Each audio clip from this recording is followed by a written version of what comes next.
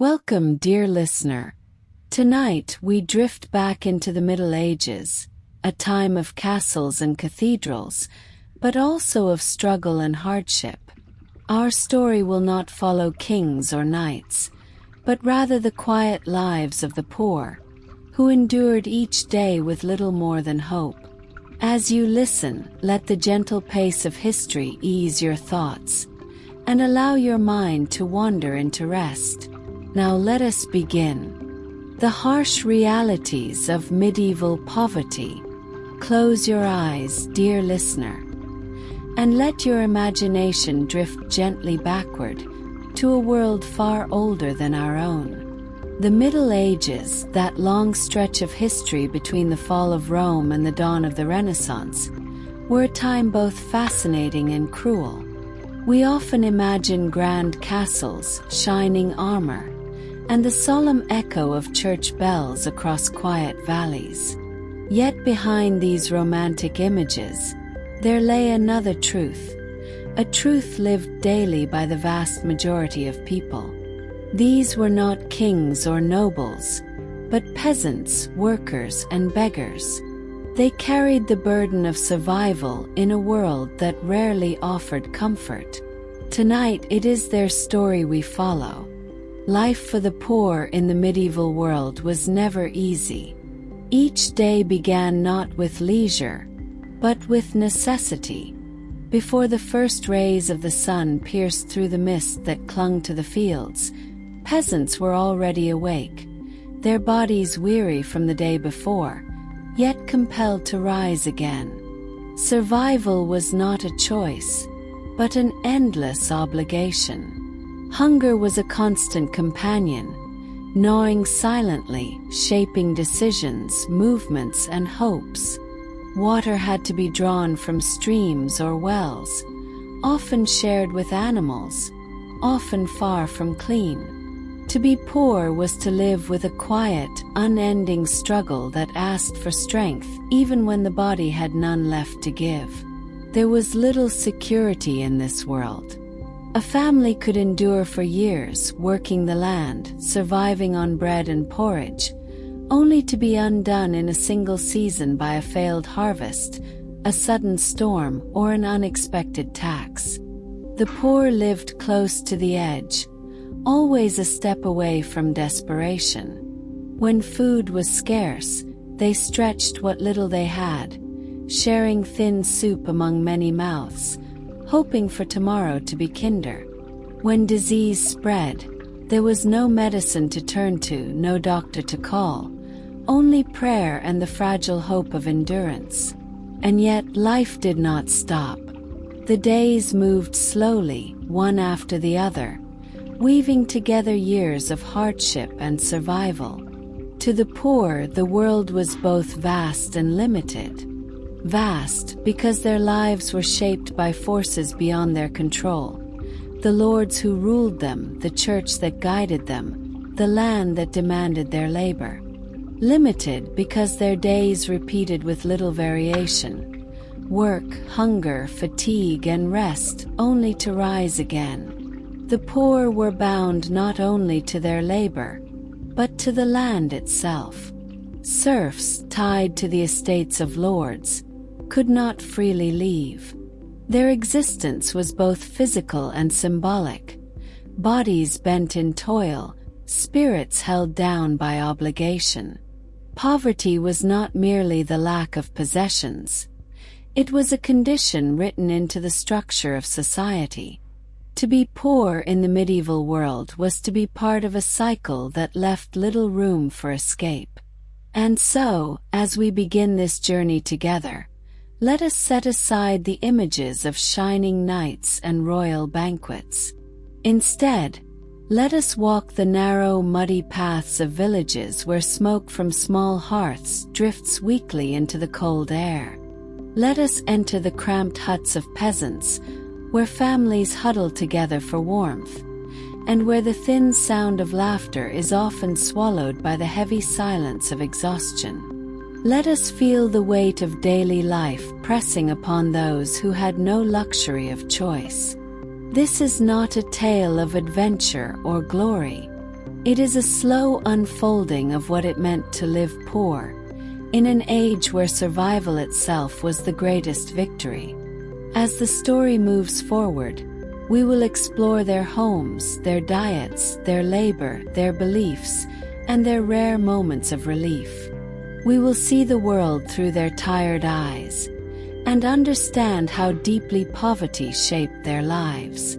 So, let your thoughts settle now, as if drifting into the steady rhythm of footsteps along a dirt road. There is no need to rush. History moves at a gentle pace here, and so shall we. In the quiet of the medieval world, among the fields and shadows, we will discover not only the hardship of poverty, but also the resilience of those who bore it. And with that, our story begins. Each day in the medieval world unfolded like a test of endurance. For the poor, survival itself was the central task, repeated endlessly from dawn until dusk. There was no margin for comfort, no pause to reflect on ambition or choice. To live was to labor, and to labor was to survive, barely. The burden of daily survival weighed heavily, shaping every action, every thought, every hope. The day often began before the sky had fully surrendered to light. Families rose in darkness, not to the sound of clocks, but to the rhythm of nature. The crowing of roosters, the shifting of animals in their pens, the faint gray of early morning. Sleep was short and restless, taken on straw pallets or wooden boards, with little warmth against the night air. When the first breath of cold morning entered through the cracks of their homes, the poor stirred, pushing themselves into motion. Their bodies were tired, their limbs sore, yet there was no choice but to rise and face another day. The very first thought for many was food, not in abundance, but in scarcity. Hunger was constant, a quiet ache that never fully left. Bread, coarse and heavy, often stood as the main meal if it could be found. Sometimes it was stretched with oats or peas, baked hard and dried to last longer. On fortunate days, a pot of thin pottage simmered, made of whatever vegetables or grains could be gathered. Yet meals were not guaranteed, and the poor learned to live with empty stomachs, distracting themselves with labor until the body adjusted. For children, this hunger pressed hardest. Their small forms weakened, their cries softened into silence when food could not be spared. Water, too, was a daily concern. There were no taps, no wells at every corner. To fetch water often meant a long walk to a stream or a communal well, vessels carried on weary backs. The water might be cloudy, shared by animals, carrying sickness unseen. But thirst left no alternatives. Drinking, washing, cooking, all depended on this uncertain resource. Every drop required effort, and each journey carried risk. Work followed without pause. For peasants bound to the land, the fields dictated the rhythm of existence. In spring, soil had to be turned, seeds sown, tools carried back and forth. In summer, weeds were pulled, livestock tended, water hauled again and again to sustain life. In autumn, the harvest demanded long days bent beneath the sun, gathering what would sustain them through the cold months. In winter, when the fields slept, the struggle did not lessen. Repairs were made to huts, clothing patched again, wood collected to feed the hearth. The body rested less than the spirit longed for, because survival did not wait for seasons. illness added yet another weight. A cough, a fever, an infected cut, small things by modern standards, could become life-threatening without medicine. To fall sick meant not only suffering, but also lost labor, which might leave a family without food or rent. Mothers feared for their children with every cold wind, every damp floor, every spoiled scrap of food. Fathers worked through injuries, pushing past pain because the land demanded it. Daily survival was not only physical, but a test of endurance against sickness, fatigue, and despair. For many, the fear of scarcity stretched beyond their own efforts. Taxes loomed, demanded by lords and by the church, often in grain or labor. Even when food was scarce, obligations had to be met. A portion of what little was gathered would be taken, leaving less for the family. The poor survived in constant tension, working hard to fill their stores, yet watching them diminish through duties they could not refuse. Survival was never truly theirs to control. What strikes us most when imagining this burden is not only the physical hardship, but also the quiet resignation. The poor knew the cycle well, for their parents had lived the same, and their children would inherit it. There was no escape to wealth, no sudden change of fortune. To live as a peasant was to accept that survival was a lifelong struggle, and that each day was merely one link in an unbroken chain of toil. And yet, even within this endless burden, the poor pressed forward. They laughed, though their laughter was brief. They prayed, though their prayers were often desperate. They loved their families, though they feared for them each day. Survival, though heavy, was not abandoned. Every morning they rose, every night they returned, weary but still present. In this quiet resilience, one sees both the suffering and the strength of the human spirit. So, dear listener, as you rest now, picture the slow rhythm of a medieval day. Imagine the sound of footsteps on frozen ground, the scraping of wooden tools against soil, the faint bubbling of thin soup over a weak fire. See the weary faces of families who knew little comfort, but who clung tightly to life nonetheless. In their burden there is a story, not of greatness or triumph, but of endurance. And as the weight of their survival presses softly upon your imagination, let your thoughts grow slower, calmer. For even in hardship, the rhythm of life continues, steady and unbroken, until the mind drifts into quiet rest. When we picture the homes of the poor in the medieval world, it is easy to imagine small cottages nestled in the countryside, smoke rising gently from thatched roofs, a cozy fire glowing inside. Yet the truth was far less comforting. The houses of peasants and laborers were rarely places of warmth or ease. They were shelters in the most basic sense, fragile structures that kept out the wind, the rain, and the cold, but only barely. To live in such a home was to exist in a space where survival was possible, but comfort was almost always out of reach.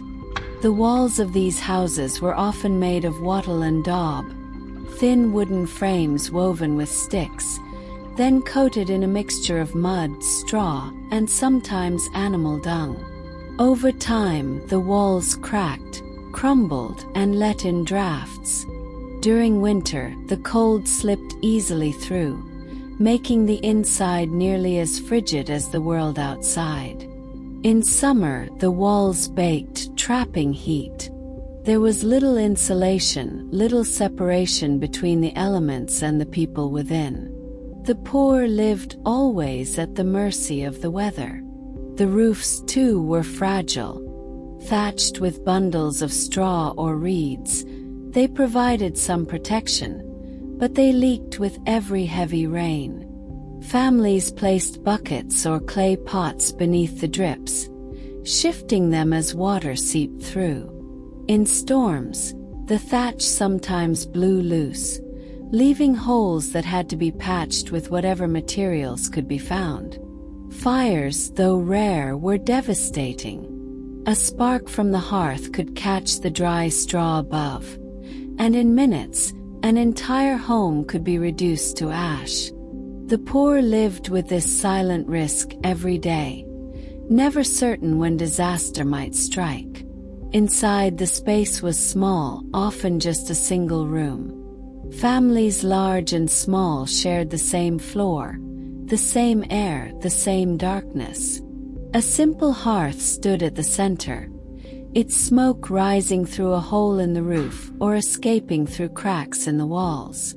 There was no chimney to draw the fumes upward, so the air was heavy with smoke, stinging eyes, coating walls, settling into clothing. At night, when the fire smoldered low, the air grew damp and cold again, filling lungs with chill. Furniture was minimal. A rough table, a few stools, perhaps a chest if the family was fortunate.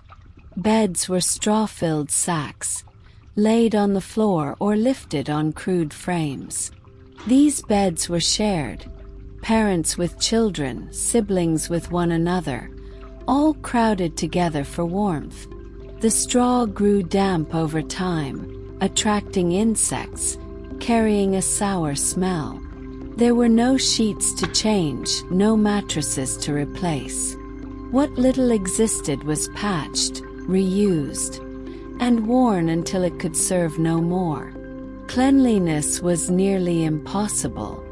Floors were often bare earth, damp and uneven. In wet seasons, mud was tracked in constantly, mingling with ashes from the hearth, bits of straw, and animal waste. For many poor families, animals shared the same space. Goats, chickens, even pigs. They offered warmth in winter and protection from theft, but their presence brought fleas, lice, and disease. The air inside these homes was thick, heavy, and rarely fresh. To breathe it daily was to live with discomfort, though the poor had little choice but to endure it. Light was scarce. Windows, if present, were small and covered not with glass, but with wooden shutters or oiled cloth. During the day, the interior was dim, lit faintly by the fire or by the narrow cracks in the walls. At night, the world inside sank into darkness, broken only by the glow of embers. Candles and lamps were luxuries most could not afford. Darkness was constant, pressing, shaping life into a rhythm of work by daylight and rest by necessity once the sun was gone. The sense of overcrowding was constant. Families were large, often with many children, and extended relatives sometimes shared the same space. Privacy was unknown. Quarrels, laughter, sickness, and sorrow all unfolded within earshot of every member of the household. The walls held no secrets, only the noise of daily life pressed together in tight quarters. And yet, despite the harshness, these homes carried meaning. They were places where families gathered, where meals were shared, where stories were told in the flicker of firelight. The walls might have been thin, the roofs leaky, but they represented stability in a world filled with uncertainty. To lose one's home, whether to fire, flood, or eviction, was to lose the fragile anchor of survival. Even the poorest hut, cracked and cold, was still a place of belonging. As you imagine these homes, dear listener, picture the rough texture of the walls beneath your hand, the damp earth beneath your feet, the faint sound of rain dripping through the roof on a stormy night. See the family huddled together, wrapped in worn wool, their faces half lit by the glow of embers. There is little comfort here, but there is life. Each detail, each corner of the space speaks of endurance. The living conditions of the poor remind us how different the medieval world was from our own. Yet they also remind us of how resilient people can be. Even in the cold, even in the damp, even in the dimness of their homes, families endured. They made their lives within walls of mud and straw, creating warmth out of togetherness when the fire itself was too small. And so, as you rest now, let the image of these quiet, humble homes settle in your mind. Their simplicity may seem bleak, yet within them beat the hearts of countless generations. Their story is one of survival, told not through comfort, but through persistence. In the dim glow of the medieval hut, life continued, day after day, night after night, until time itself carried it gently forward. In the medieval world, work was not simply a way to earn a living. For the poor, it was the very condition of existence, unavoidable, unending, and often unbearably harsh. The rhythm of labor dictated every hour, every season, and every stage of life. From childhood to old age, work was not just a duty, but the only path to survival. To stop working was to risk hunger, cold, and death. And so, the poor carried the burden of labor as heavily as they carried their own bodies. Most peasants were bound to the land, not as free farmers, but as serfs, men and women tied by law and custom to the estates of lords. Their labor was not their own. It was owed, demanded, expected.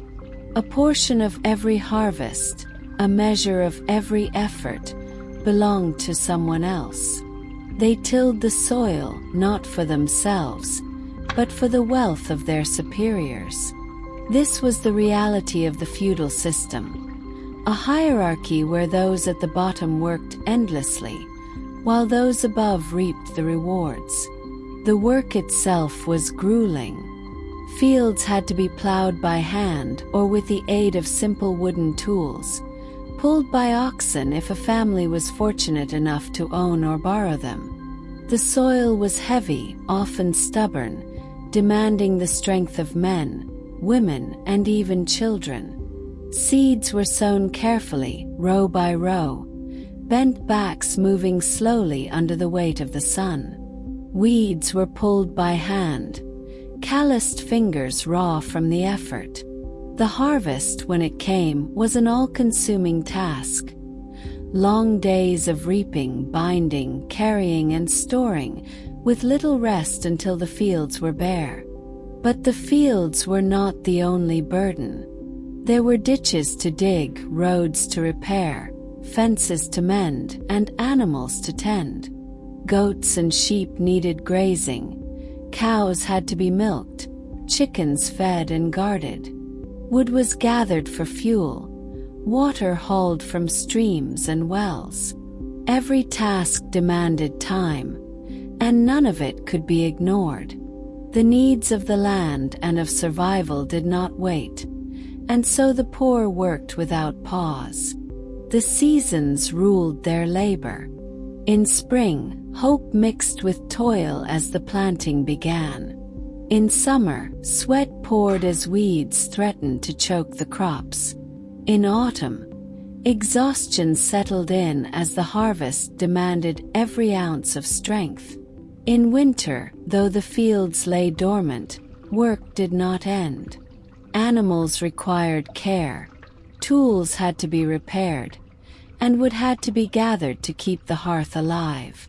The year was a circle of effort, unbroken, offering no real rest. children too bore their share of labor.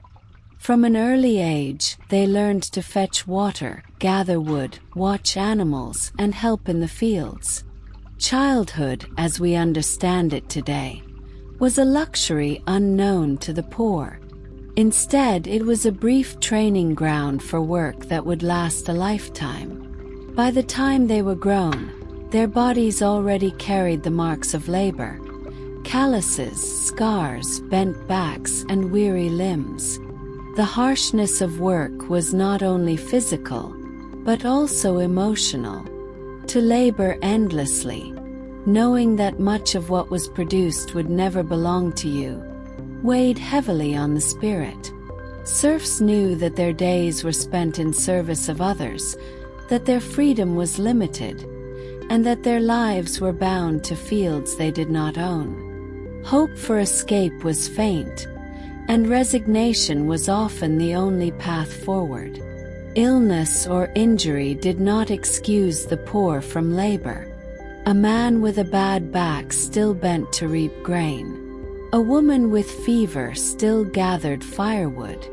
If they did not, hunger would follow, and obligations would remain unpaid. There was no safety net, no relief.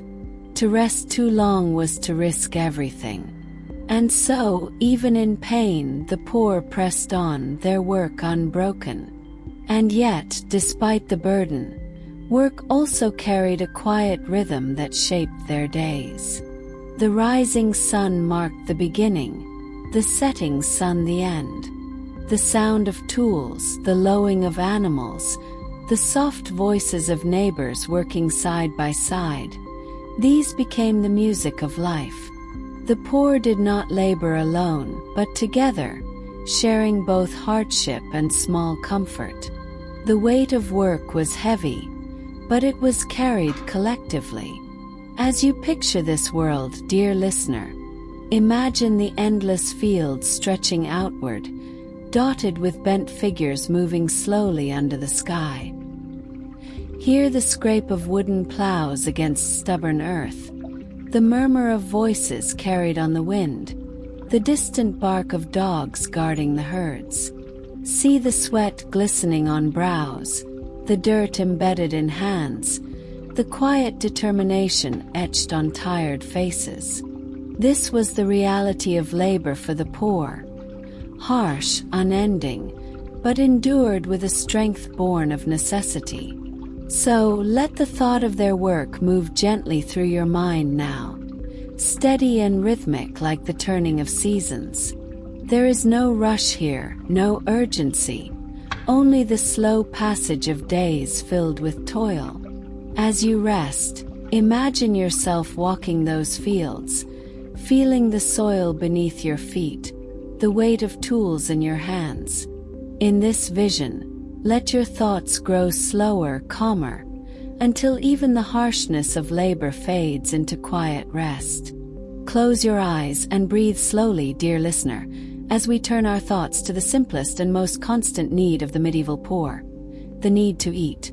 Food in that age was not a matter of choice or pleasure for most people. It was weather and season and obligation, a small collection of tastes and textures that repeated itself through years and lives. In the slow rhythm of their days, meals were markers of survival, and often they were frugal and thin, more about staying alive than enjoying life. Imagine a small hearth and a single pot, the same pot used to cook for an entire household. In it, a pottage simmers, a thin, slow-bubbling stew of grains and whatever vegetables the family has managed to keep. Oats, barley, peas, and beans form the bulk of the meal. These grains are sturdy and filling. They keep the belly from gnawing emptily through the night. The porridge is often watery, the texture loose enough to make the pot stretch a little further, to feed more mouths. Sometimes the porridge is thick enough to be scooped like a dough. At other times it is a thin broth that warms rather than satisfies. The smell is plain, warm, and steady, like the memory of a long day of work. Bread is the constant companion of the poor. It is coarse and heavy, made from rye or mixed grains rather than the fine white flour of wealthier tables.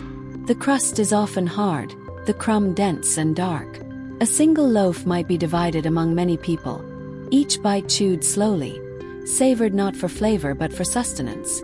Families learned to stretch a loaf across several days, sometimes reviving stale pieces in the pot, turning hardness into something softer when soaked into soup or porridge. The act of breaking bread was small and solemn, a quiet sharing that bound the household together in the gentle practice of survival. Meat is rare. It appears as a guest at weddings, on saints' days, or when a family has been especially fortunate or tragic enough to slaughter an animal for necessity. Most days do not hold such luxury. Instead, protein comes from beans, peas, and the occasional fish pulled from a river or salted and traded in overcrowded markets. In coastal or river communities, fish may be more common, but it is often salted, dried, or smoked to keep longer, losing some of its fresh taste and gaining a texture that is rough and firm. The poor learn to accept these flavors as part of life's quiet palate. Dairy provides brief relief when animals are owned or shared. A family fortunate enough to keep a goat or a few cows might sip thin milk or make a simple cheese. But often the best of the milk is reserved for trading or for the Lord's household. Cheese, when available, is rustic and strong, eaten in small slices and carried in a pocket during long days of work. Butter is a rare luxury, used sparingly or withheld entirely for sale. Even when dairy exists, it is modest, a small, comforting respite rather than a steady source of richness. Season shapes everything. In the harvest months, the table swells a little with fresh vegetables, root crops like turnips and parsnips, cabbage and greens. In spring, however, a hush might fall over the household as winter stores dwindle, leaving the poor to scrape the bottom of their provisions. The spring hunger is a quiet dread, the months when last year's grain is almost gone and the new crops have not yet matured. Families tighten their mouths, measure portions more carefully, and rely on foraged greens and roots to fill the gap. Foraging might mean edible herbs, wild onions, mushrooms, or the bitter acorns and beechnuts that require careful preparation. These tastes are unfamiliar to the modern palate, sometimes harsh, sometimes earthy, but they keep stomachs quieter and bodies moving. Preservation techniques are small rituals learned over seasons. Salting and smoking extend the life of meat and fish but require salt and a place to smoke, resources not always available. Drying grains and legumes keeps them through storms and cold. Fermentation and pickling, when practiced, turn vegetables into long-lasting stores of tang and sustenance. Yet these methods demand time, skill, and often trade goods like salt or containers, making them uneven comforts for the most destitute. Water and drink also soothe or complicate a meal. Ale and small beer were common daily beverages. They were often safer than river water and low in alcohol, nourishing in their own way. Children and adults alike might sip thin ale throughout the day. It is a humbling thought, the steady clink of wooden tankards and the warm yeasty smell in the air, a small comfort in a hard life. But the richness of wine and spiced drinks belonged to the halls of the rich, and the poor learned to find quiet pleasure in milder alesh and the occasional sweetened drink at fairs or festivals. Spices and salt mark the line between scarcity and abundance. Where spices were prized and used in noble kitchens, for most people they were nearly unknown. Food was flavored instead by simple herbs, wild or gardened. Parsley, leeks, onions, dill, perhaps a handful of savory leaves or mustard seeds if the season was good. Salt was essential but expensive. Without it, food could not be preserved well. The taste of a poor household's meal is often muted, relying on the natural flavors of grain and root, warmed by the hearth. Hunger has a slow, shadowed effect. Malnutrition saps strength, dulls responses, and leaves bodies vulnerable to illness. Children, especially, suffer long-term consequences when their early years are marked by thinness and poor nutrition. The lack of variety reduces resistance to disease, and when illness comes, it spreads easily through frail bodies and crowded huts. The quiet rhythm of mealtimes, then, is not only physical but also a measure of risk. When food is scarce, every cough and fever feels heavier, every loss more likely to tip a family over the brink. Yet amid scarcity there are small, human comforts that soften the monotony. A monk's gift of bread, a neighbor's extra potato, the gleaning of stray ears of grain after harvest. These small mercies matter. Church festivals and saint days move like bright notes through the year, when meat or sweet porridge might appear, when the household is permitted to taste something different. Such moments are brief and rare, but they are treasured, marked by laughter and a loosening of the tightness that daily hunger imposes. There is also a quiet dignity in the ways people made food into ritual. The stirring of the pot, the mending of a sack of grain, the careful sharing of the last slice of bread. These acts are gentle and steady. They hold families together and shape a pattern of care that is as meaningful as any banquet. Food for the poor was more than calories. It was a language of survival, of duty, and of love, spoken in small, deliberate gestures. So now, dear listener, let your breathing slow with the pace of their meals. Picture the smoking pot, the coarse loaf, the low glow of embers, the hands that divide small portions with care. Let the repetition soothe you. The same tastes, the same shared rituals, the same slow passing of days. In the plainness of their diet there was a kind of quiet wisdom, a carefulness about what mattered most. As you drift, hold that simple table in your mind, and feel your thoughts settle into the steady cadence of survival turned gentle, until sleep takes you softly by the hand.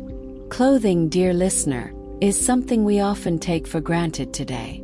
We choose colors, fabrics, and styles not only for warmth, but for beauty, for comfort, for self-expression. In the Middle Ages, however, for the poor, clothing was not a matter of choice. It was necessity, a barrier against cold and rain, and too often, that barrier was thin, worn, and fragile. For those who struggled each day to survive, garments were as rough as their lives. Simple wool, patched repeatedly, never enough to truly shield them from the elements. Let us slow down together and picture the poor man or woman of a medieval village. Their garments were made from wool, the most common and affordable fabric of the time. But this was not the soft wool of modern sweaters. It was heavy, scratchy, and often coarse against the skin. The wool might be dyed with natural pigments, but for the poor, bright colors were rare. Instead, their clothing bore dull browns, grays, and faded greens, the muted palette of earth and field. The dyes that created deep reds, vibrant blues, and brilliant purples were costly, reserved for nobles and clergy. The poor walked instead in shades of soil, blending with the land that bound them. Most peasants wore a simple tunic. This was the base garment, long and loose, often falling to the knees or mid-thigh. Over it, a belt or rope might be tied, not for fashion but for practicality, to carry tools, a knife, or a pouch. Beneath, a simple shift or shirt of linen could sometimes be worn, though linen was less common among the poorest, for it required more labor to produce. In colder months, an extra tunic might be layered, or a cloak thrown over the shoulders, but these additions were never plentiful. A cloak, when owned, was treasured, passed down through generations, mended again and again until it was more patch than fabric. Children, too, wore smaller versions of adult clothing, though often they simply inherited garments from older siblings. Clothes hung loose on their frames or were too tight, seams straining where growth had outpaced the stitch. The poor did not own wardrobes or multiple sets of clothing. Often one or two garments were all a person had, worn every day, night after night, repaired until repair was no longer possible. The smell of sweat, of earth, of smoke from the hearth clung to these clothes, soaking into fibers until the garment itself seemed part of the body that wore it. Washing clothing was a laborious act, and so it was done rarely. Rivers or streams provided water, and clothes were beaten against stones, scrubbed with ashes or simple lye soap if such was available. But frequent washing wore fabrics thin, and soap was not always accessible. To preserve garments, washing was done sparingly, leaving many clothes stained, darkened, and rough. To the poor, clothing was not about appearance. It was about endurance. Consider also the seasons. In winter, when winds cut through villages and snow blanketed the ground, the poor suffered most. Their thin woolen layers could not compare to the fur-lined cloaks of the wealthy. They wrapped themselves in rags, stuffed straw between tunic and skin, or huddled together at night for warmth. The cold was not only uncomfortable, it was deadly. Exposure claimed many lives, particularly among children and the elderly. In summer, the heavy wool offered little relief, trapping heat and sweat, but it was all they had. The body learned to endure discomfort, to accept that clothing would never perfectly suit the weather. Women's clothing carried its own burdens. A poor woman might wear a long woolen dress, called a kirtle, with a simple apron tied around the waist. A head covering, often just a piece of cloth, shielded her hair and kept dirt from settling too easily. The apron was practical, serving as protection while working, as a sling to carry vegetables or wood, even as a cloth to wipe hands or children's faces. But garments wore out quickly under constant labor. Mending was a daily task. Patches over patches, seams sewn with coarse thread, every repair another attempt to extend the life of a dress already too old. Men who worked the fields wore tunics belted at the waist, with hose, long fitted coverings for the legs, sometimes stitched from scraps. These were far from the elegant hose of noblemen, and often left gaps at the knees or thighs where fabric could not stretch far enough. Over time, knees grew bare, elbows tore open, shoulders frayed. The sight of patched elbows and knees was so common that it became almost invisible, part of the fabric of daily life. Clothing also carried social weight. The poor were marked by their attire, instantly recognizable. In towns and villages, the roughness of a peasant's will set them apart from the rich silks, furs, and bright colors of the lords and merchants. Clothing told the story of poverty without words. To wear patched, faded garments was to announce one's station, one's struggle, one's inability to escape the cycle of scarcity. There was no hiding, no blending in. The body itself was clothed in visible proof of hardship. Even so, clothing was cared for with tenderness. A mother sewing late at night by the fire, reattaching a sleeve, weaving new thread into torn cloth. These small acts were gestures of love. A father giving his cloak to his child on a cold morning, shivering himself so that the little one might be warm, was a quiet sacrifice repeated in countless huts and cottages. The fabric may have been coarse, but the intention was soft, a thread of compassion woven into the hardship. Festive days, rare and fleeting, sometimes brought a change. On church holidays or at fairs, the poor might wear their best garments, still rough and patched, but cleaned, perhaps newly mended, or adorned with a small token like a ribbon or a sprig of greenery. These moments mattered deeply. They offered not only relief from monotony but a glimpse of dignity, of being part of something larger than toil. For a day, even patched wool could feel like celebration. Imagine now, dear listener, the sensation of such garments. The roughness of wool against skin, the uneven stitches under fingers, the weight of a cloak damp with rain. Picture the bare feet pressed into soil, the aching cold of winter mornings when fabric was too thin, the relief of sitting by a fire and letting the heat sink slowly through worn sleeves. Clothing was never luxury. It was survival, it was labor, it was constant discomfort softened only by the care with which it was maintained. Illness, dear listener, was an ever-present shadow over the lives of the poor in the Middle Ages. It lingered in the air, in the water, in the very soil beneath their feet. To be poor meant to live not only with hunger and hardship, but also with the constant fear of sickness. Sickness that struck suddenly, spread quickly, and offered little hope of recovery. In a world where knowledge of medicine was scarce, and where hygiene was almost non-existent, disease was a familiar companion, always near, always waiting. Let us begin with the simple truth. Life for the poor was unclean. Their homes were built of mud and timber, floors of dirt worn smooth by footsteps, roofs dripping when rain was heavy. Within these spaces, smoke from the hearth clung to walls and lungs, mixing with the smell of animals, waste, and dampness. Animals often lived close to the family, sometimes in the same room, for warmth or protection. Chickens fluttered in corners, goats nudged their way through doorways, pigs snorted in pens just outside thin walls. The line between human and animal spaces was faint, and with it, the boundary between health and sickness grew fragile. Water, too, was a source of danger. Wells were shallow, streams easily polluted by waste from people and animals. To drink was often to risk infection. Imagine the daily act of drawing water, heavy buckets lifted with weary arms, only to carry home a liquid that might carry disease unseen. Boiling water required firewood, which was precious.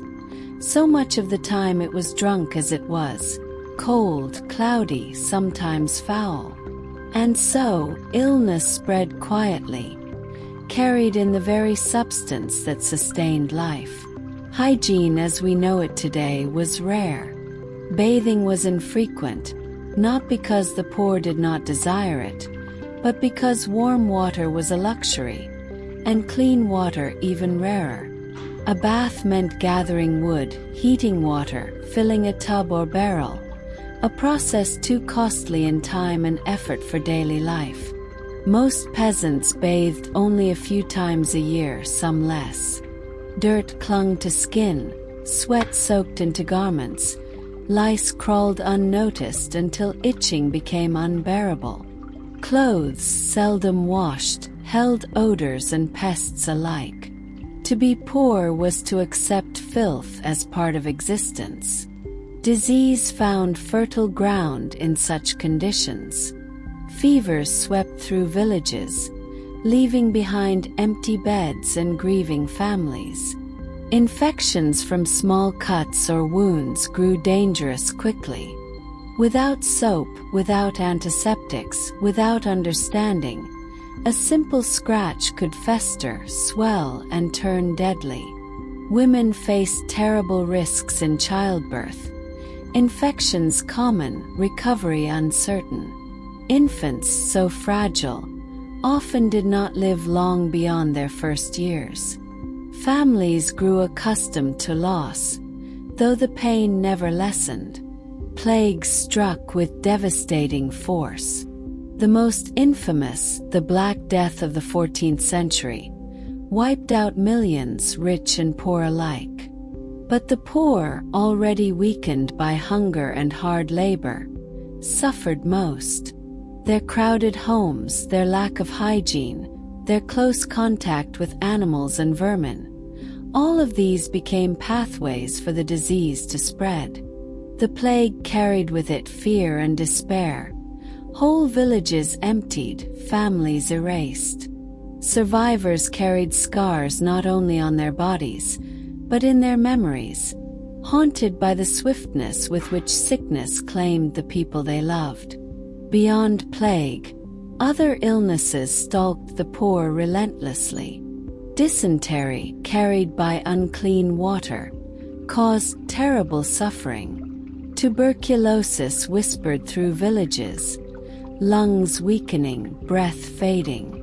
Leprosy spread silently, its victims shunned, cast out, forced to live apart. Childhood diseases swept through communities, claiming young lives before they had even begun. And always the poor lacked the means to fight back. Remedies were few, understanding was absent, and superstition often stood in the place of knowledge. The body itself bore signs of hardship. Skin broken by sores, hair crawling with lice, teeth blackened or missing, bellies swollen with malnutrition. The poor aged quickly, their faces lined long before their time, their bodies bent and weakened. Each day of survival was hard won, and disease was a reminder of how fragile life truly was. Imagine, dear listener, the nights in these poor villages. A child coughing in the dark, fever burning against a mother's hand, a father too weak to rise for work, knowing that fields will not wait, a neighbor gone suddenly, carried out to the churchyard, another shallow grave dug into the earth. Picture the silence that follows, broken only by the crackle of the fire, the distant cry of animals, the whispers of prayers asking for mercy. Disease was not an intruder. It was a part of daily life, as present as the seasons, as unavoidable as the passage of time. And yet, in this grim reality, the poor endured.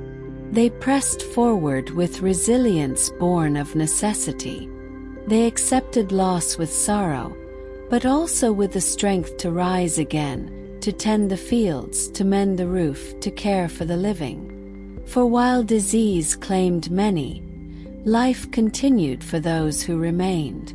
The cycle of survival turned on, unbroken. So, as you rest, let the thought of their struggles settle gently in your mind. Imagine the dim glow of a hearth in a humble hut, the weight of illness hanging in the air, the quiet prayers whispered into the night. Feel the slowness of their world, the fragility of their lives, and the deep endurance that carried them through. Allow this vision to ease your thoughts, to remind you of the strength hidden in even the weakest bodies, and let it guide you slowly, softly, into calm and healing sleep. In the medieval world, poverty was inseparable from the absence of proper medical care. For the vast majority of peasants and serfs, illness and injury were faced with resignation rather than treatment. Knowledge of the human body was limited, remedies were primitive, and the people most in need of healing were the least likely to receive it. The poor lived with wounds that never properly healed, with fevers that burned unchecked, and with the constant awareness that even the smallest sickness might end in death. Medicine, as it was understood in the Middle Ages, relied heavily on tradition, superstition, and religious influence. The dominant theory was that of the four humors: blood, phlegm, yellow bile, and black bile. Illness was believed to result from an imbalance of these humors, and treatment was focused on restoring harmony between them. For the poor, this meant that cures were often limited to bloodletting, purging, or the application of herbal concoctions with little real effect. Many of these practices weakened the body further rather than bringing relief. Access to physicians was restricted to those with wealth. A trained doctor, often educated in universities or monasteries, was far beyond the means of a peasant family. The cost of even a single consultation could exceed what a family earned in weeks of labor. As a result, most poor people never saw a physician in their entire lives. Instead, they turned to local healers, herbalists, or midwives, who relied on practical knowledge passed down through generations. Some of these remedies provided small comfort, such as poultices made from plants to ease pain, or teas to calm the stomach. Others were ineffective, and some even harmful. Injuries were particularly dangerous. A cut from a farming tool, a broken bone from carrying heavy loads, or a burn from the hearth could become life-threatening. Without antiseptics, wounds often became infected. Pus and swelling were familiar sights, and fever followed. Many died from what, in a modern world, would be considered minor accidents. Broken bones healed crookedly, leaving lasting disabilities. The poor could not afford to stop working, so they returned to the fields or workshops with untreated injuries, their bodies permanently marked by hardship. Childbirth was among the greatest dangers faced by poor women. Without access to skilled medical care, Complications were frequent. Midwives assisted, but their knowledge was limited, and mortality rates were high for both mothers and infants. Women often gave birth in unsanitary conditions, surrounded by dirt floors and smoke-filled air, increasing the risk of infection. Many mothers did not survive the process, and countless children never lived beyond their first days. Families grew accustomed to burying infants in small graves, the cycle of loss woven into daily life. Plagues and epidemics revealed even more clearly the absence of medical understanding. When disease swept through villages, explanations were often rooted in divine punishment, bad air, or the alignment of the stars.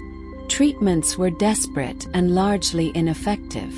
People carried charms, burned herbs to cleanse the air, or prayed for relief, but few methods brought real protection. The poor, crowded in huts and lacking hygiene, were the most vulnerable. Entire families disappeared in the span of weeks, with no remedy to halt the spread. The church played a central role in the lives of the poor, and this extended into matters of health.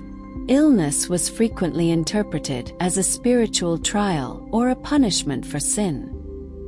Healing was sought through prayer, relics, and pilgrimages rather than through practical medicine. Monasteries preserved some medical texts and maintained infirmaries, but these were not accessible to ordinary villagers. Spiritual explanations for disease often delayed or replaced attempts at physical cures, leaving many to suffer in silence. Superstition filled the void left by limited knowledge. Charms, amulets, and rituals were used as protection against illness. A fever might be treated with a whispered spell. A wound might be bound with herbs thought to contain magical properties. The phases of the moon or the positions of the planets were believed to influence health, and remedies were timed accordingly. While some herbal practices held real medicinal value, most treatments offered only the comfort of belief. The lack of medical care also meant that average life expectancy for the poor was shockingly low.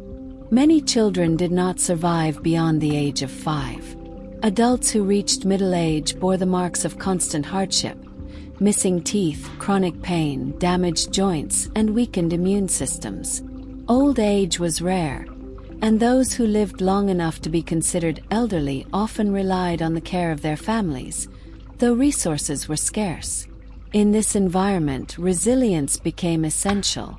Communities depended on one another, sharing knowledge of herbs, lending aid when someone was injured, and supporting families struck by illness. The poor endured not because they had solutions, but because endurance itself was their only option. Every fever survived, every wound that healed, every child that grew strong enough to work in the fields, was a victory against overwhelming odds. The absence of medical care was not just a matter of physical suffering. It shaped the psychology of the poor, instilling a sense of inevitability about sickness and death. Illness was accepted as part of the natural order, and fear was tempered by familiarity. Death did not arrive as a stranger but as a neighbor, present in every household, every village, every season.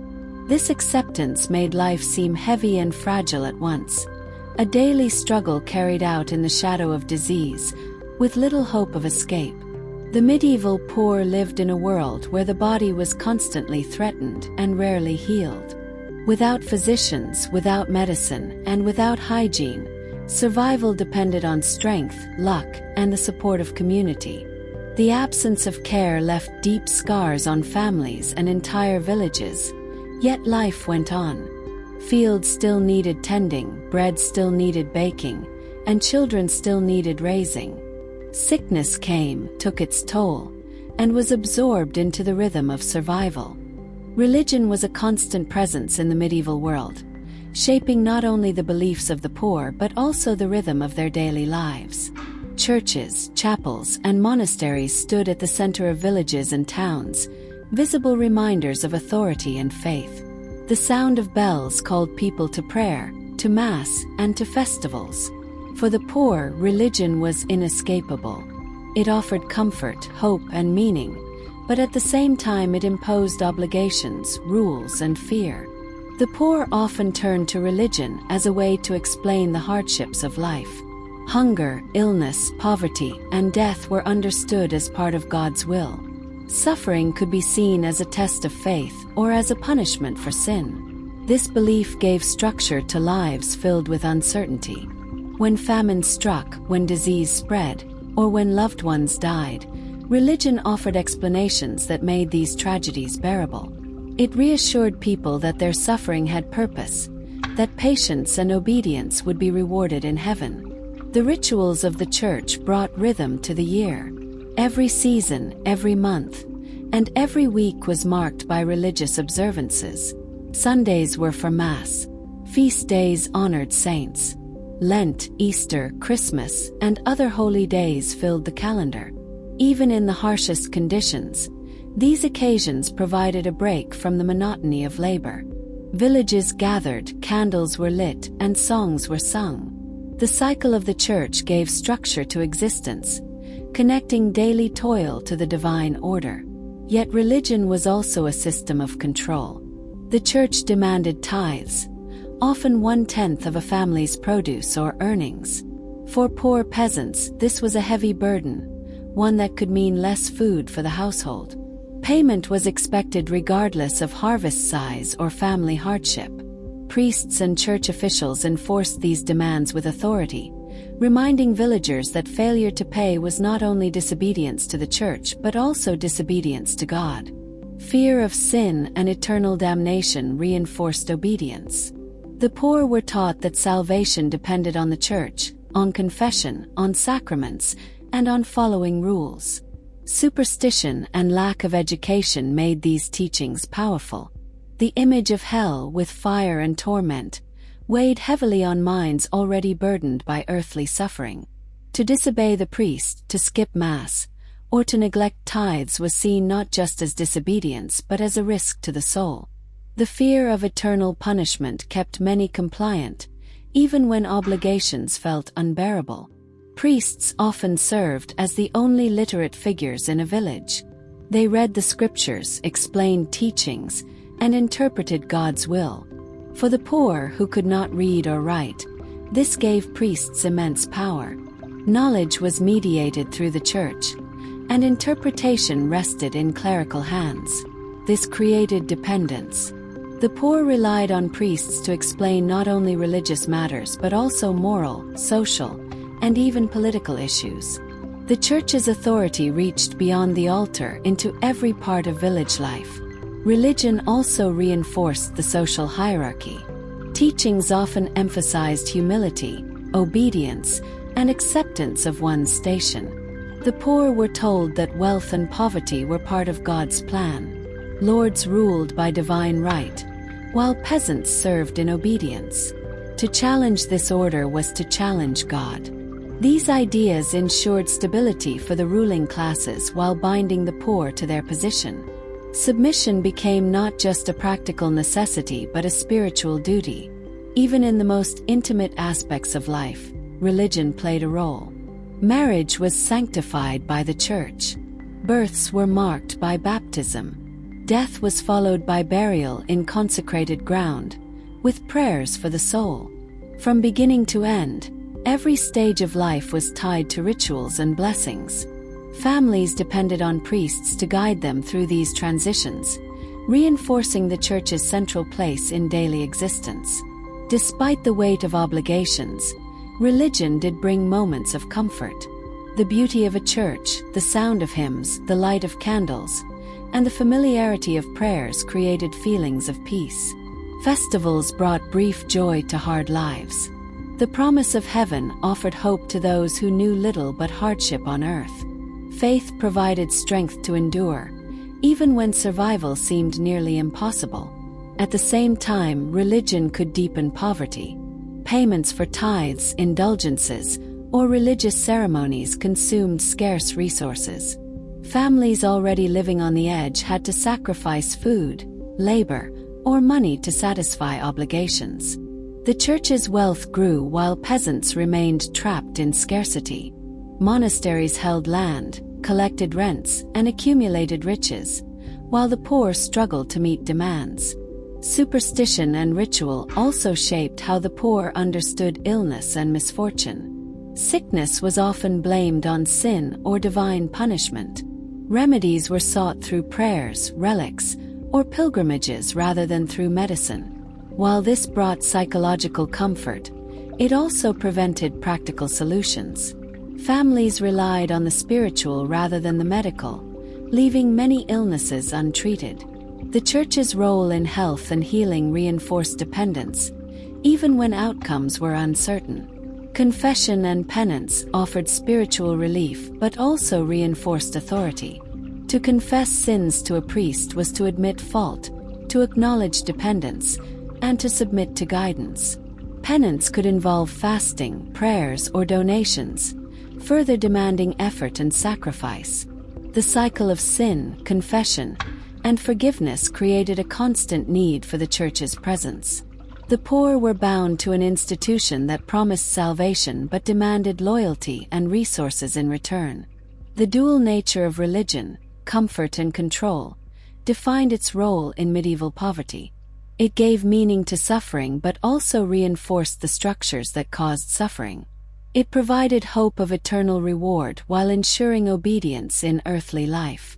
It created moments of beauty and community while extracting tithes and labor. It stood as both a sanctuary and a system of authority. For the poor, religion was not a choice but a condition of existence. The church building stood in the village center, its bells echoing across fields and homes. Its influence reached into every task, every decision, and every season. The rhythm of faith intertwined with the rhythm of labor, hunger, and survival. Comfort and control, hope and burden, peace and fear, all coexisted within the presence of the church. Day by day, year by year, religion remained a constant companion to the poor. It shaped how they lived, how they suffered, and how they endured. It was both a shield and a chain, both a light in darkness and a reminder of authority. In the world of medieval poverty, the church stood as both refuge and ruler, never absent, never silent, and never optional. Justice in the medieval world was not the balanced or measured system that later centuries would attempt to develop. For the poor, it was a heavy hand, a presence that created fear rather than security. The laws were written by the powerful, enforced by the powerful, and served primarily to protect the interests of the powerful. For peasants and serfs, justice was rarely about fairness. It was about obedience, submission, and punishment. Crimes in medieval villages were defined broadly. Theft, even of something as small as a loaf of bread, was considered serious. Disobedience to a lord, resistance to authority, or even breaking small local rules could result in penalties. For the poor, who lived close to starvation, theft was often a matter of survival. Yet the justice system treated it as an attack on order itself.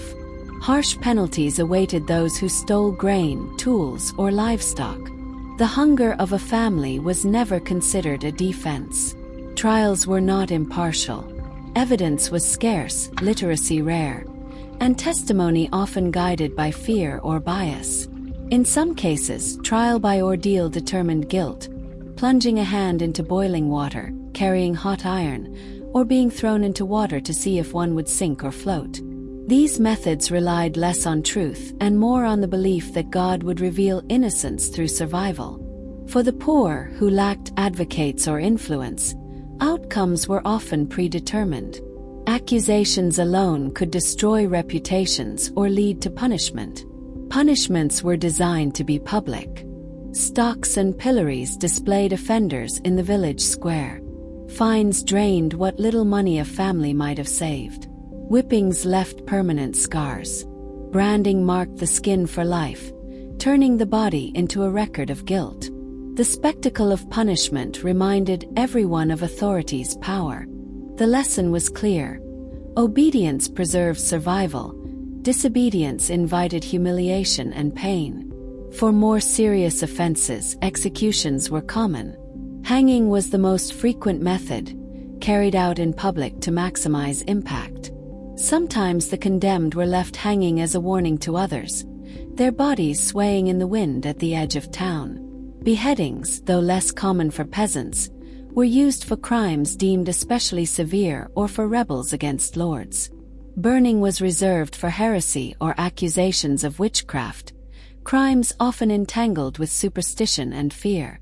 Imprisonment existed but was rare for the poor, since keeping prisoners required resources. Jails were temporary holding places rather than long-term punishments.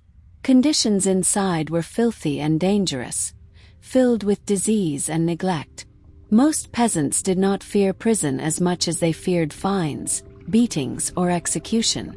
The justice system favored punishments that left permanent marks, either on the body or on the reputation, so that disobedience could never be forgotten. The poor had little chance to appeal.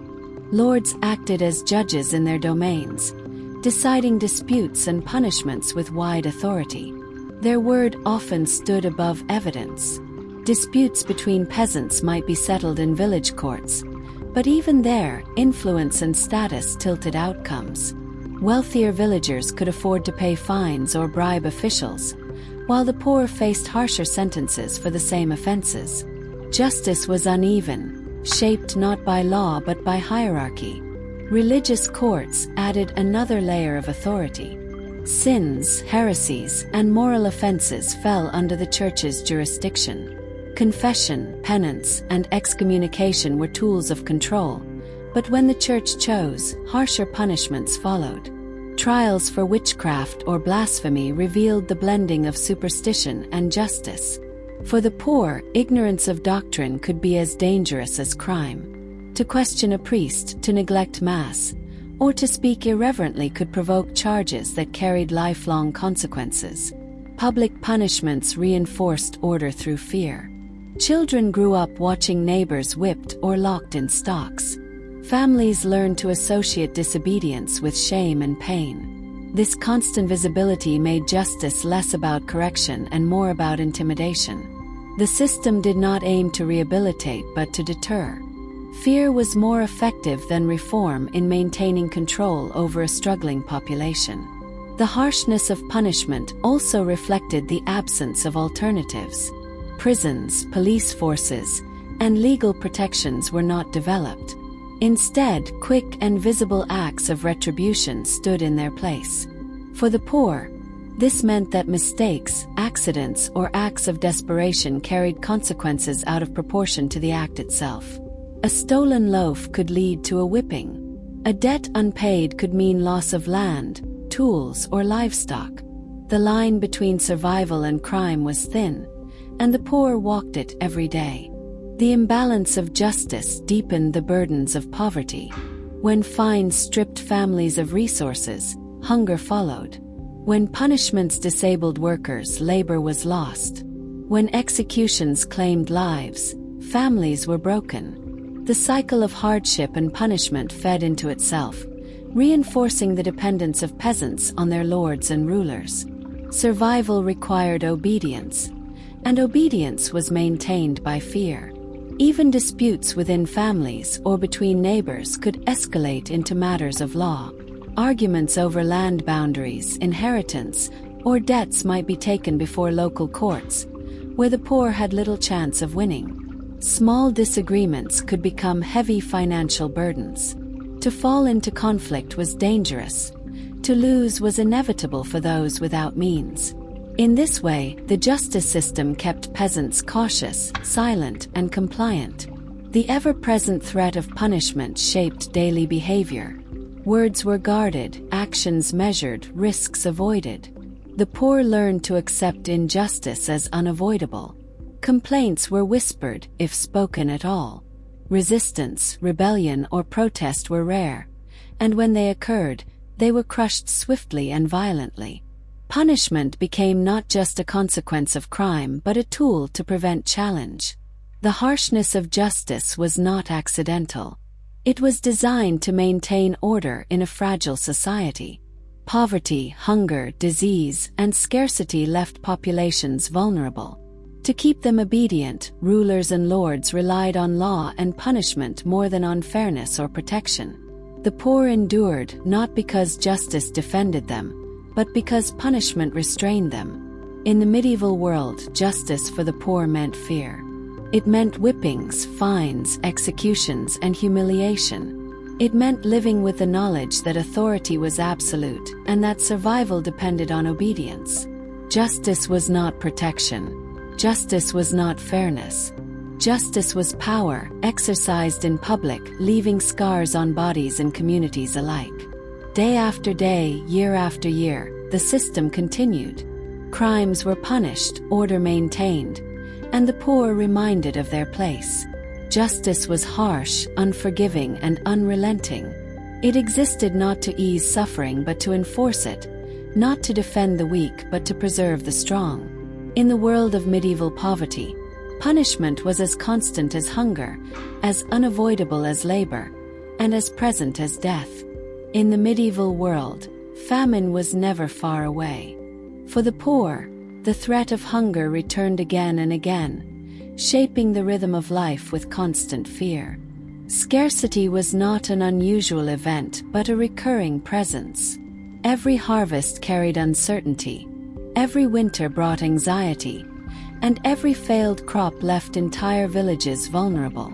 Poverty meant that survival always depended on forces beyond control: the weather, the soil, the pests, and the decisions of lords. The foundation of medieval life was agriculture. Fields had to be tilled, seeds planted, and crops harvested.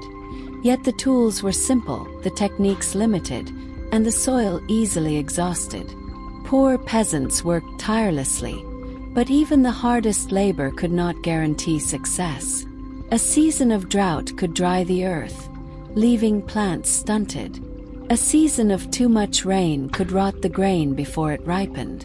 Insects, rodents, or disease could sweep through fields and wipe out months of effort in days. When harvests failed, famine followed. The poor had no reserves, no stored wealth to cushion the loss. Granaries, when they existed, belonged to lords or monasteries, not to peasants. Families often consumed what they grew within the year, leaving little for emergencies. A single poor harvest created hunger. 2 poor harvests created disaster. 3 in a row meant devastation for entire regions. Hunger did not appear suddenly but spread slowly. First came smaller portions at meals. Bread was stretched thinner, porridge diluted with more water, meat absent altogether. Families tightened belts and hoped for better seasons ahead. Then came the steady weakening of bodies. Malnutrition reduced strength, making labor harder, slowing the very work needed to secure food. Children cried at night with empty stomachs, and parents had nothing to offer but silence. As scarcity deepened, desperation grew. People turned to substitutes that offered little nourishment: bark, roots, acorns, or weeds boiled into soups. These filled the stomach but brought sickness rather than strength. Some consumed grain meant for animals. Others ate food spoiled or rotting.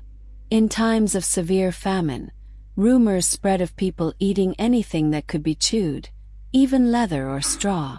The line between survival and starvation blurred. Famine also spread disease. Malnourished bodies weakened, becoming vulnerable to infections. Hunger made the immune system fragile, so epidemics followed scarcity. Fevers swept through villages, taking the young and the elderly first. Poor hygiene combined with hunger created a deadly cycle. Famine bred sickness, and sickness reduced the ability to farm, making famine worse. The social fabric of villages strained under famine. Families were forced to make choices no one should face. Parents sometimes abandoned children they could not feed. The elderly, unable to work, went hungry so that the young might eat. Neighbors turned against one another, hoarding what little food they had. Theft increased, not from greed but from desperation. Justice, already harsh, punished the starving with whippings or worse, deepening the cruelty of scarcity. For the poor, famine was not only physical but psychological. The constant fear of hunger shaped decisions throughout the year. Every spring, anxiety rose. Would the seeds sprout? Would the rains come? Would the harvest be enough? Every autumn, relief mixed with fear. Would the stored grain last? Would winter be survivable? Every year carried the weight of uncertainty, pressing down on lives already fragile. The cycle of famine revealed the limits of peasant existence. Unlike lords, peasants had no reserves. Unlike merchants, they had no wealth to purchase food from other regions. Unlike monasteries, they had no granaries filled with years of storage. When hunger struck, they endured it with little hope of escape. Scarcity was an unbroken chain, a rhythm as much a part of life as labor, illness, or death. Historical records describe famines that lasted years. The Great Famine of the early 14th century devastated Europe. Heavy rains, failed harvests, and cold winters created widespread hunger. Peasants ate whatever they could find. Starvation claimed thousands. Entire villages shrank, their populations reduced by hunger and disease. For the poor, this was not an isolated disaster but an extreme version of what they always feared. Even in better years, the poor lived close to famine. A single illness in the household could reduce labor and threaten survival. A single harsh winter could empty stores too early. A single tax demanded by a lord could take the grain needed for the family's bread. Poverty left no margin for error, no cushion for misfortune. Hunger lurked at the edge of every season. Scarcity also reinforced dependence. In times of famine, peasants turned to lords for aid, borrowing grain or seed. These loans bound them more tightly to the land, increasing rents or obligations. Relief came at a cost, and the poor were pushed deeper into dependence. Hunger, rather than breaking the system, strengthened it by making peasants more obedient, more tied to those who held resources. Festivals and holy days lost their joy in famine years. Churches still demanded tithes, even from the starving. Priests offered prayers for better harvests, but prayers did not fill stomachs. The rhythm of the church continued, but hunger hollowed its meaning. Bells still rang, but their sound echoed through empty fields and thin bodies. The endless cycle of famine shaped not just the present but the future. Children raised in hunger grew weak, their bodies stunted, their chances of survival lower. Generations carried the scars of scarcity. Entire communities lived with the memory of hunger, passing down stories of years when bread disappeared, when fields were barren, when hope itself seemed absent. In the medieval world, famine was not an exception but a condition. Scarcity returned again and again, an unwelcome guest that never stayed away for long. The poor endured, surviving when they could, suffering when they must, and always fearing the next season's harvest. Hunger was not just a possibility. Hunger was a certainty, woven into the very fabric of poverty. The cycle never truly ended. Fields were planted, crops grew, harvests were gathered, and still the question remained, would it be enough?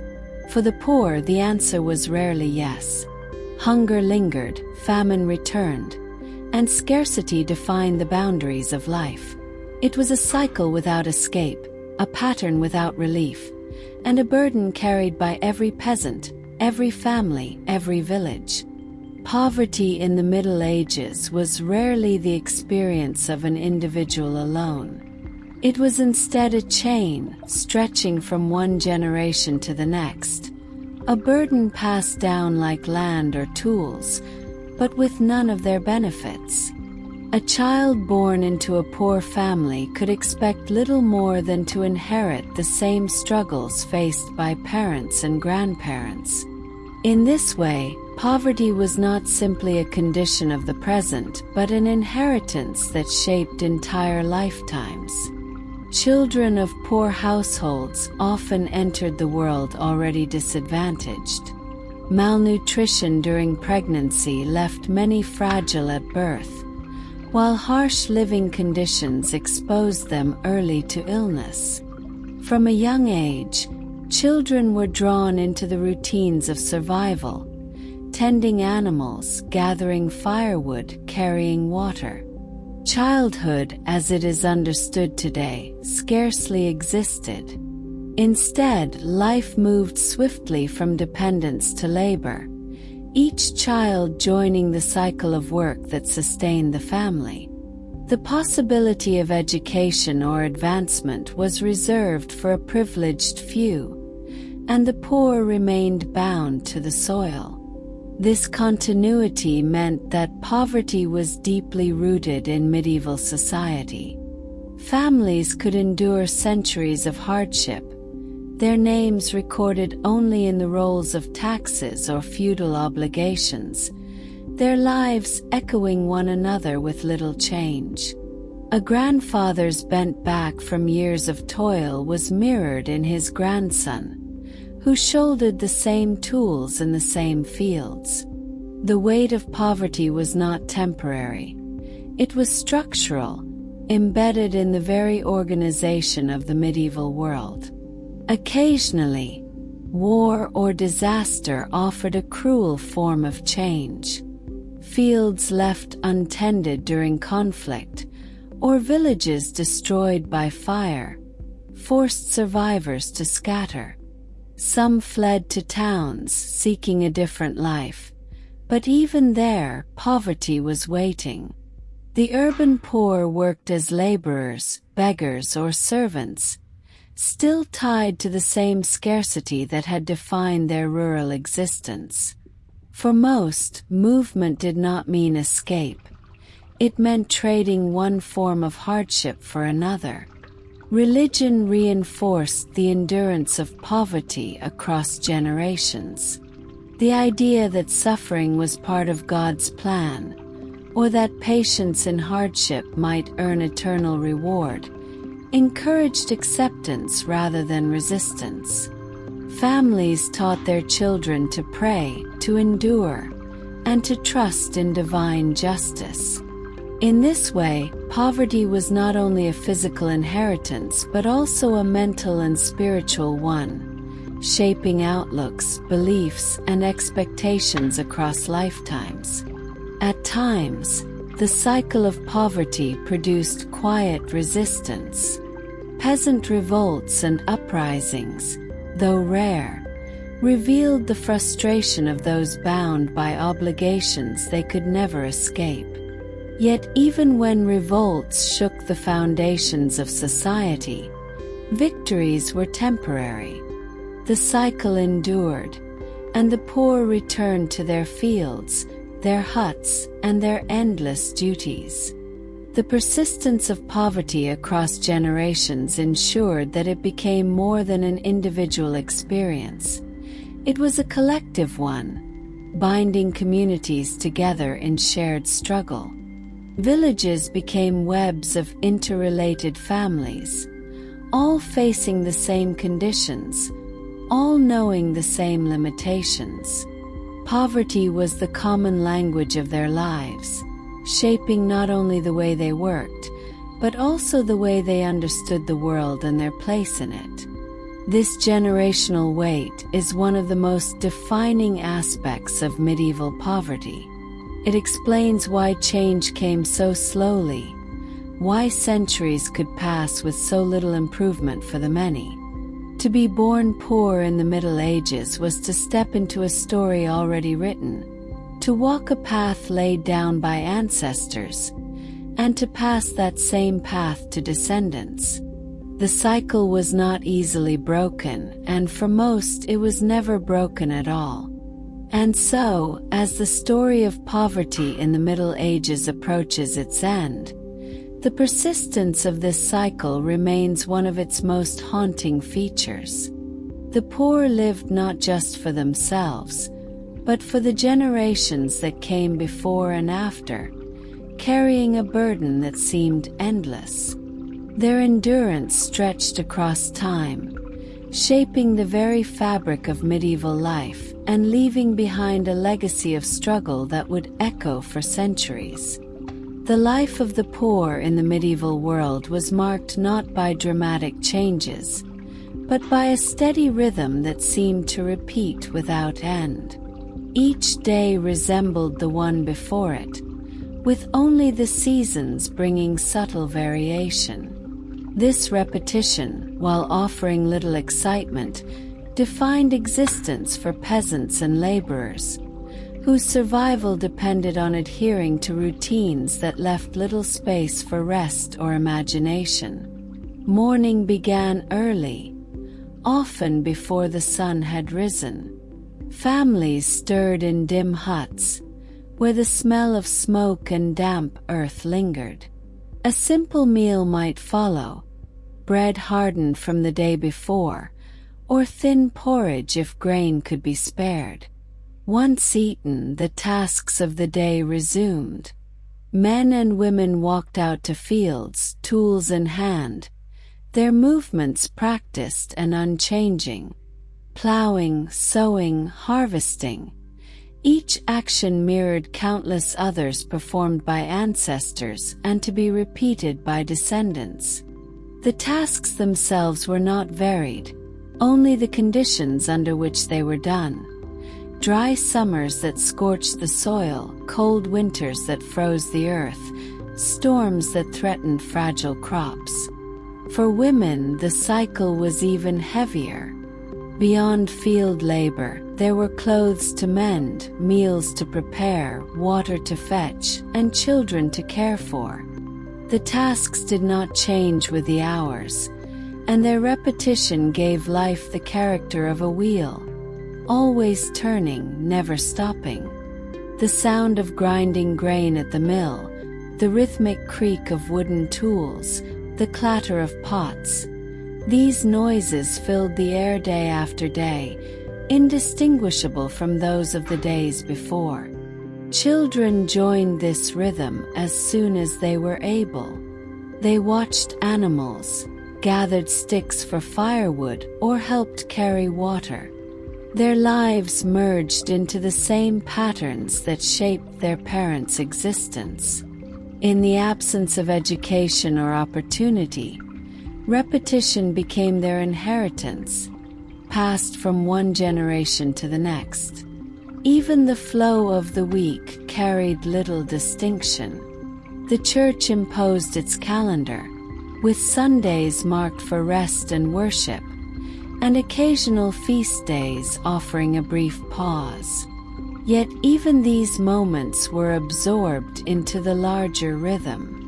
Worship itself became part of the repetition. Prayers spoken again and again, hymns sung in the same tones, rituals repeated with little variation. For the poor, even moments meant to lift the spirit became woven into the same cycle. The monotony was broken only by necessity. Illness might strike, forcing families to adapt routines in the face of suffering. A failed harvest required longer hours of labor, or long journeys in search of food. Taxes demanded by lords or the church forced peasants to sacrifice what little they had. These interruptions, however, did not end the cycle. They only pressed the poor deeper into it, reminding them that even in hardship, the pattern of survival remained unchanged.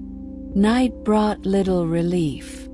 After long hours of work, families returned to huts where the air was heavy with smoke and the floor was hard beneath them. Sleep came early, not as rest, but as a necessity to prepare for the repetition of the next day. The same bread awaited in the morning, the same tasks in the fields, the same burdens to carry. Days folded into one another, indistinguishable, as though time itself moved in circles rather than forward. The sense of repetition gave medieval poverty its heaviest weight. To live with hunger or illness was difficult, but to live without change, without hope of difference, was a deeper burden still.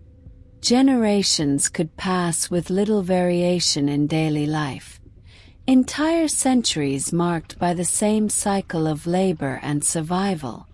The endless sameness dulled the passage of time, leaving only the memory of toil. This monotony explains why small events, like a seasonal fair or a church festival, held such significance. These rare moments disrupted the pattern, offering temporary escape from the cycle. Yet once the festival ended and the fields awaited, life slipped back into its familiar rhythm. The poor endured not because they chose to, but because the cycle of necessity gave them no alternative. The repetition of daily life was not dramatic, but it was relentless.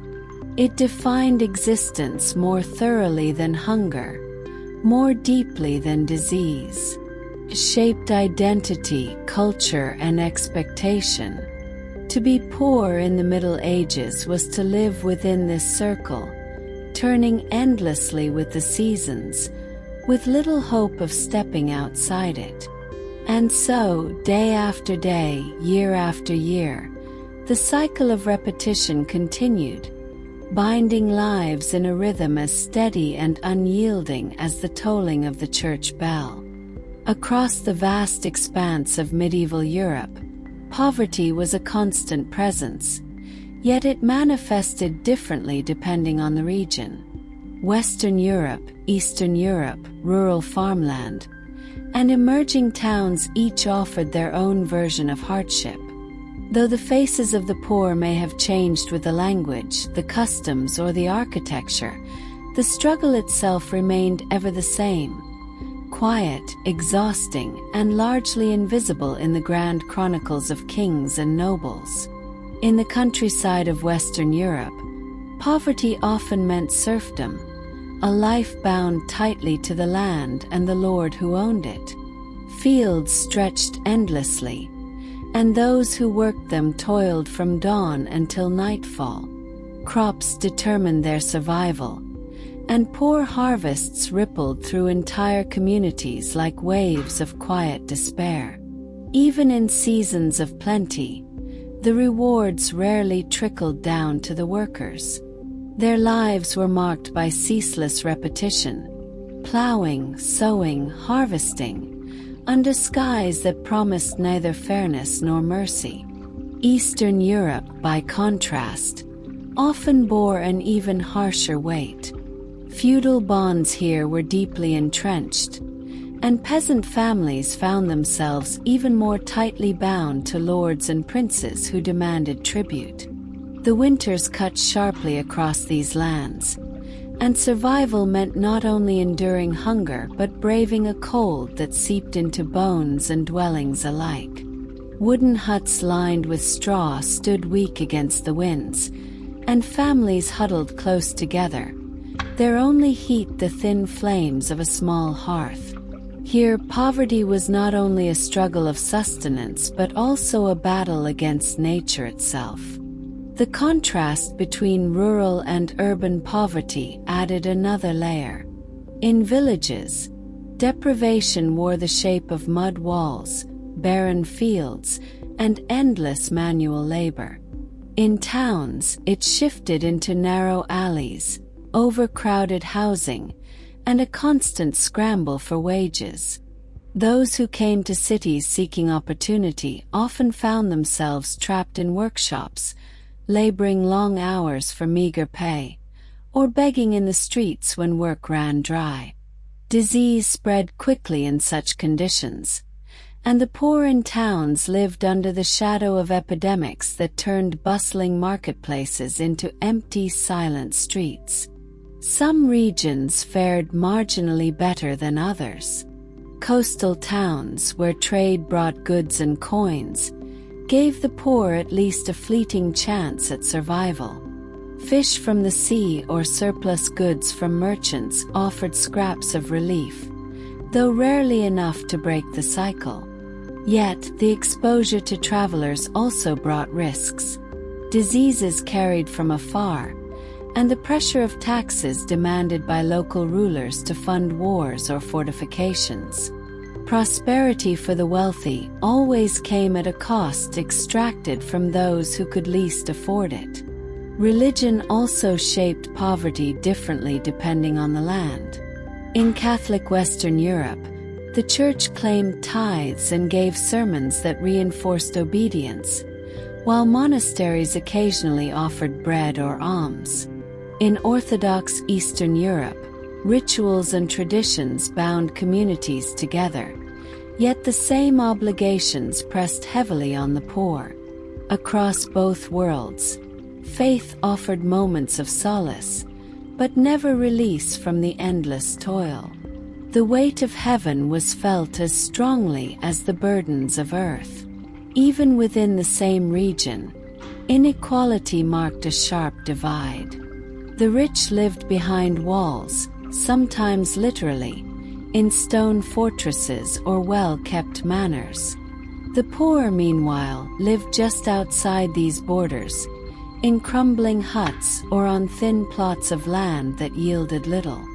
The gulf between them was visible in diet, clothing, housing, and health, yet those above rarely noticed, unless famine or rebellion forced attention upon them. Poverty was the silent backdrop to their wealth, the unseen foundation on which castles stood. Despite regional differences, there were threads that tied all poverty together. Hunger, cold, disease, and labor were constants that bound the poor from France to Poland, from the British Isles to the Balkans. Generations lived and died within these cycles, their lives marked less by progress than by endurance. Across regions, poverty was not an accident but a system, reinforced by rulers, traditions, and the land itself. It was the invisible architecture of the medieval world, shaping the existence of millions without ever entering the official records. Looking across these lands, one truth emerges. No matter the language, the customs, or the soil, the poor lived lives of repetition and survival. Whether under the weight of harsh winters in the east or the demands of feudal lords in the west, their stories carried the same quiet struggles. Their suffering was varied in detail but identical in essence, a reminder that poverty was the most universal language of the Middle Ages. As time moved forward, the faces of the poor faded into history, leaving little behind but traces in fields, forgotten villages, and fragments of records. Yet their endurance built the foundation of medieval society, sustaining the very world that overlooked them. And so, when comparing the poverty of regions, the conclusion becomes clear. No matter where one looks, it was always the poor who bore the heaviest burden, carrying it silently through the centuries.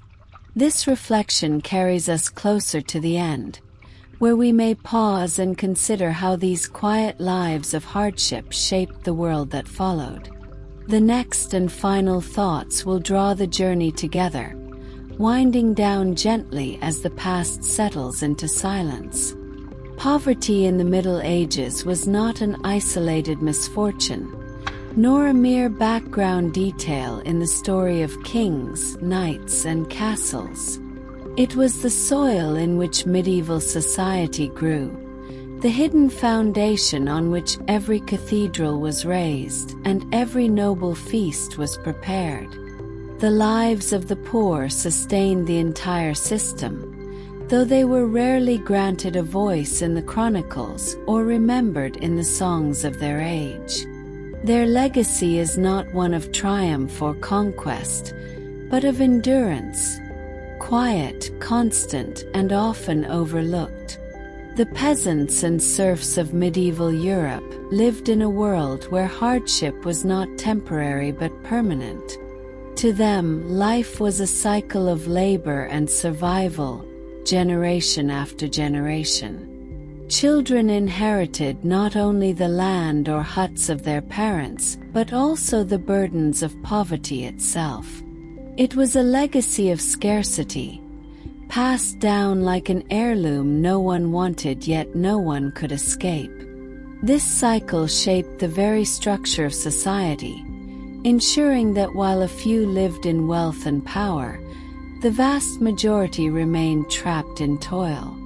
Yet even within such bleakness, poverty left its mark on history in subtle, enduring ways. The rhythms of peasant labor determined the pace of agriculture, and agriculture was the lifeblood of kingdoms. The food that reached noble tables, the wool that clothed armies, the taxes that filled royal treasuries. All of it depended on the work of those who had little for themselves. Without the constant labor of the poor, medieval Europe could not have functioned. They were the invisible gears that turned the great machine of society. The struggles of the poor also shaped culture and belief. Folk songs, tales, and traditions that survive even today often carry echoes of their hardships. Stories of hunger, superstition, and small victories over adversity were part of oral traditions passed from one generation to the next. Religion, too, bore their imprint. The fervent faith of peasants, the prayers whispered in fields and homes, helped shape the church into the powerful institution it became. Their devotion was born from desperation as much as belief, yet it strengthened the spiritual fabric of the Middle Ages. The legacy of poverty can also be traced in the scars of history. Famines left entire regions weakened, shaping the outcomes of wars and the rise and fall of rulers. Plagues spread most swiftly among the poor, but their impact rippled outward, destabilizing kingdoms and reshaping economies. When peasants revolted, driven by hunger, taxes, or the sheer weight of despair, the tremors were felt across society, forcing changes in laws, labor systems, and even the relationships between lords and subjects. In this way, the suffering of the poor, though often ignored, quietly guided the path of medieval history. At the same time, poverty left behind a silence, a vast emptiness in the records. Chronicles written by monks and nobles mention battles, coronations, and treaties, but only rarely do they describe the daily lives of peasants. Their stories are not preserved in detailed accounts but in fragments. Archaeological remains of broken pots, traces of small huts, skeletal remains marked by malnutrition and disease.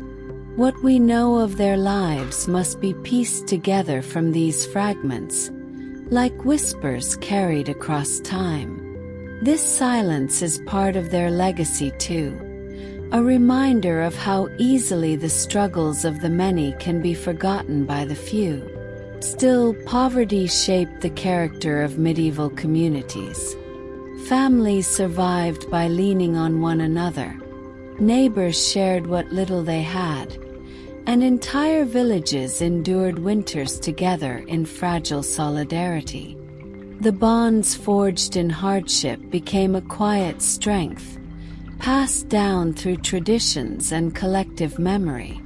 The endurance of the poor ensured that, even in the face of famine, war, and plague, medieval society continued. Their lives were not marked by glory but by persistence, and persistence itself became their greatest legacy. When looking back on the Middle Ages, it is tempting to focus on the towers of castles or the stained glass of cathedrals. Yet these achievements rest upon the invisible labor of those who lived in poverty.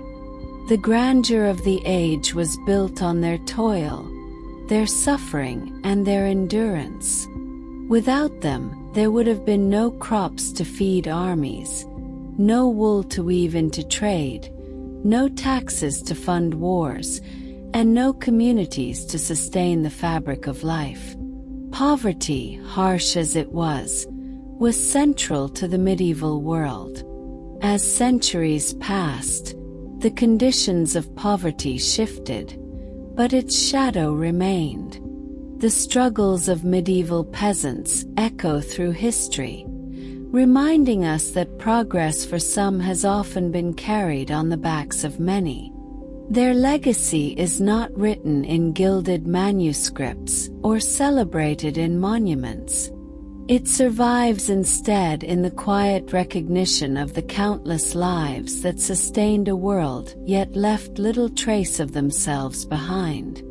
And so, as the story of medieval poverty draws to a close, it settles into stillness.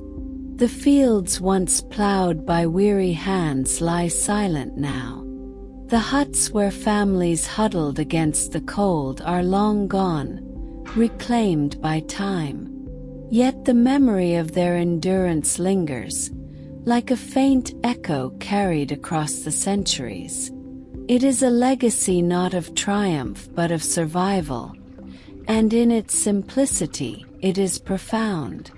This reflection marks the end of the journey, where the noise of the medieval world fades, and all that remains is a quiet awareness of those who endured it. With their story told, the mind can rest, letting history drift softly into silence, like a gentle closing of the day.